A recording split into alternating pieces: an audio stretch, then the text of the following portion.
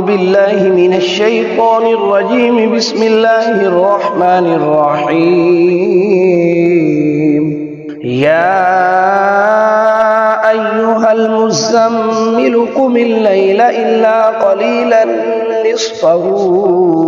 أو انقص منه قليلا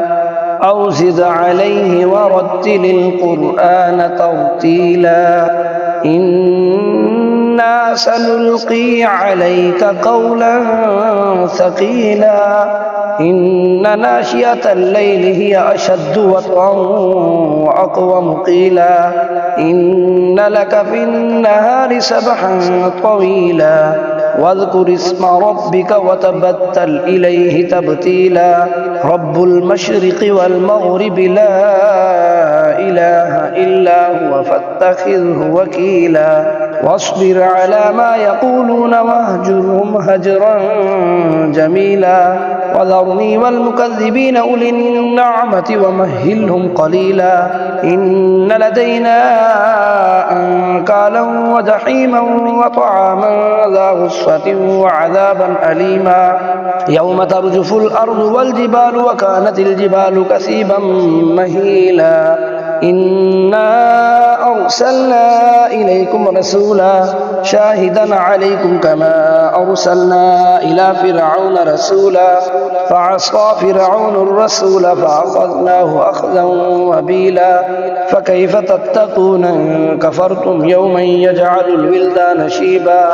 السماء منفطر به كان وعده مفعولا إن هذه تذكرة فمن شاء اتخذ إلى ربه سبيلا إن ربك يعلم أنك تقوم أدنى من ثلثي الليل ونصفه وثلثه وطائفة من الذين معك والله يقدر الليل والنهار علم أن لن تحصوا فتاب عليكم فاقرؤوا ما تيسر من القرآن